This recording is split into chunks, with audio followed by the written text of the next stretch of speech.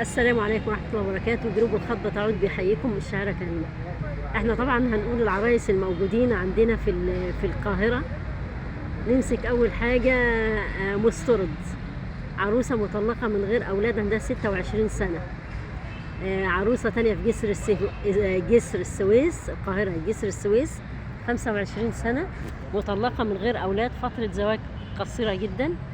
عندنا من القاهرة عروسة صيدلانية عندها 24 سنة، أصولها من الإسماعيلية، كانت في مدينة الرحاب ودلوقتي انتقلت الإسماعيلية برضو، عندها 23 سنة وأسرة محترمة جدا.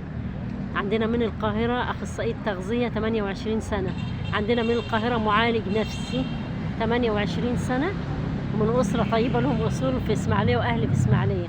عندنا من القاهرة منتخبة عندها 23 سنة،